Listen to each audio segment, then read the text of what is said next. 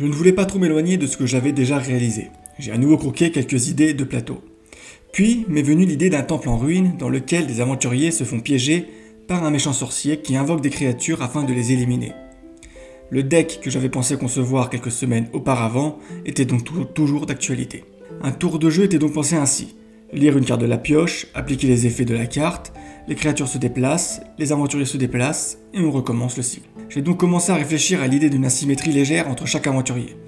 Chaque aventurier avait chacun un dé à 6 faces personnalisé pour attaquer, et un dé à 4, à 6 ou à 8 faces pour se déplacer.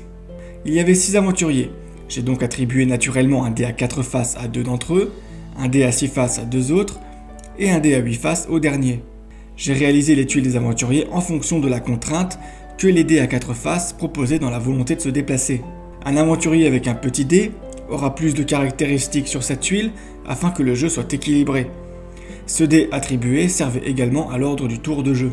J'ai donc réalisé les tuiles des aventuriers avec une barre de vie, une barre de force qui permettait de miser des points de force avant de lancer une attaque, une barre de vitesse qui permet d'ajuster son déplacement, puis une barre de courage qui permettait d'influencer l'ordre du tour, mais aussi d'attaquer une créature à plusieurs.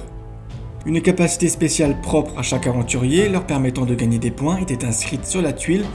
Une fois que j'avais fini chaque aventurier, il fallait concevoir des armes que j'ai pensées comme une extension de la tuile d'un aventurier. 6 armes avec une capacité spéciale et une portée d'attaque différente. Les joueurs pourront donc choisir leur aventurier et leur arme afin qu'ils trouvent la combinaison qui leur correspond le mieux.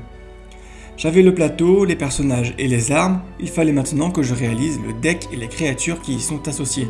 J'ai donc ouvert un tableur sur mon ordinateur et j'ai noté des créatures déjà existantes que je pourrais incorporer dans le jeu.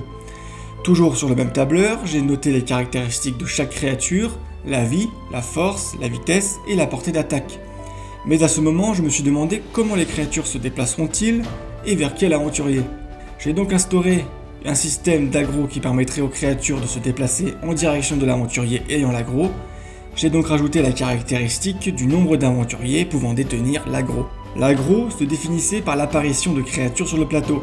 Ainsi, si le chiffre 3 était indiqué sur la carte de la créature, les 3 aventuriers les plus proches du point d'apparition de la créature ont l'aggro et la créature se déplacera vers l'aventurier le moins éloigné. Une attaque portée sur une créature donne l'aggro à l'assaillant et retire l'aggro de l'aventurier le plus éloigné. Pour se repérer entre les cartes et les pions sur le plateau, je m'étais procuré des petites épingles que je pouvais accrocher sur la carte ainsi que des petites tuiles carrées de couleurs différentes associées aux couleurs de chaque aventurier, des tuiles prévues pour être placées en dessous du pion de la créature. J'ai basé la force d'une créature sur un dé à 4, 6 ou 8 faces qui s'additionnerait à sa force brute lorsque ce dernier attaquera. J'ai très rapidement eu l'idée de concevoir 4 decks, un deck adapté pour 3 joueurs, 4 joueurs, 5 joueurs et 6 joueurs. J'ai seulement réalisé le deck à 6 joueurs, un deck de 25 cartes, 13 sorts d'invocation et 12 sorts d'attaque. Étant donné que les aventuriers sont pris en guet-apens, la première devait être systématiquement l'invocation des gobelins, tandis que la dernière devait être l'invocation d'un dragon. Le reste du paquet est mélangé et placé entre ces 2 cartes. Par la suite, j'ai pensé rajouter des items, des objets permettant aux aventuriers de se ressourcer, mais aussi pour ajouter une dimension d'exploration en y incorporant des coffres sur le plateau. J'ai décidé de créer 8 coffres, chacun d'entre eux contiendrait 3 items et chaque aventurier commencerait la partie avec 3 items également. Il me fallait donc chercher 42 items divers et variés, une recherche que j'ai réalisée comme à mon habitude devant un tableur. J'ai donc pensé à la création d'un plateau exclusif au contenu des coffres. Une fois tous les éléments en ma possession, le bricolage commença. Un feutre noir, un crayon de papier, une gomme, des feuilles A4 et un carton pour le plateau.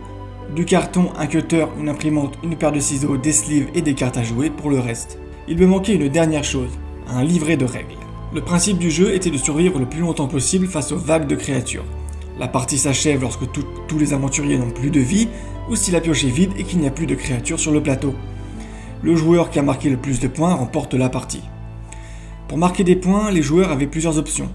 Utiliser la capacité spéciale de son personnage, achever une créature dont il n'est pas la cible, utiliser une potion sur un allié, ranimer un allié qui n'a plus de vie, attaquer en groupe, échanger des objets avec un allié, pousser un allié pour le sauver d'une attaque, et bloquer une porte.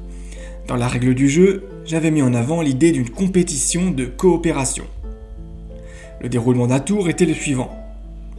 On pioche une carte, on y applique les effets, les créatures se déplacent et ou attaquent, puis les joueurs jouent. Lors du tour des joueurs, tous les joueurs misent des points de courage s'ils le souhaitent et lancent leurs dés à 4, 6 ou y-face pour déterminer l'ordre du tour. Le joueur ayant le chiffre le plus élevé joue en premier.